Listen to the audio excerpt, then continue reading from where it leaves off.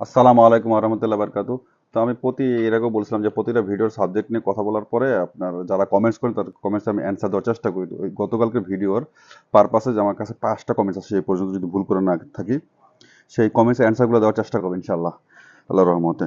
তো প্রথম কমেন্টসটা করছে জিহাদ ব্যাপারী, আপনার 2872 আইডি থেকে। আপনার 2023 সালে ডিসেম্বরের আবেদন আর কত আশায় থাকুম।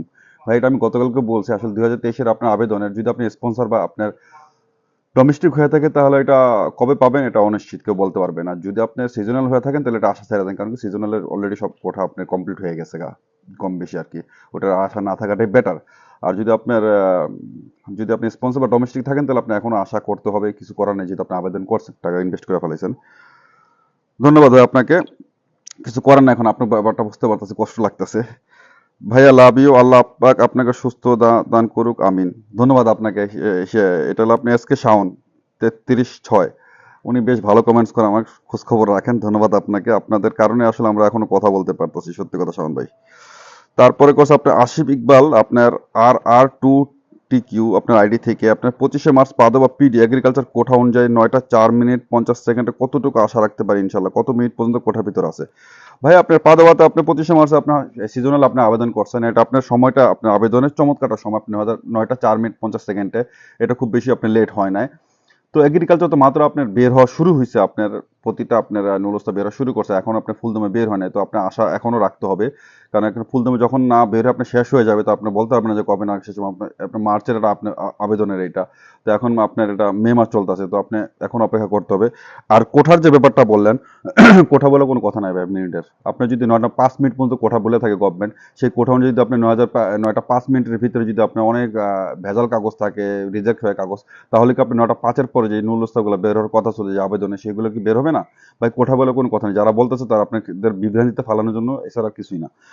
তারপর কমেন্টস টাইম চলে যায়। থ্যাংক ইউ ভাই, এবার বুঝতে পারছি। হয়তো উনি এর আগে একটা কমেন্ট করছিলেন আপনি ইসার মনসাইদ আল্লাহ বিরিন স্যার, আপনার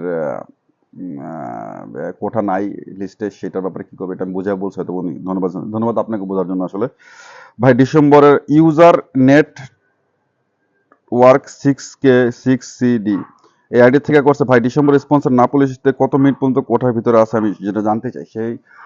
এই সেম আবারও চলে আসলাম সেই কোঠার ব্যাপারটা নিয়ে। আসলে নাপোলিতে হোক আর পাদোবাতে হোক আর ভেনিসে হোক, সরি, যে কোনো জায়গা থেকে হোক না কেন, আপনার কোঠায় যে ব্যাপারটা, এটা অনেকে আপনার বিভ্রান্তি ফালাইতেছে যে 9টা 5-এর পর আপনি যে আবেদন ক্লাস হলে সেটা কোঠার ভিতরে নাই, 9টা 5 পর্যন্ত কোঠার ভিতরে আছে।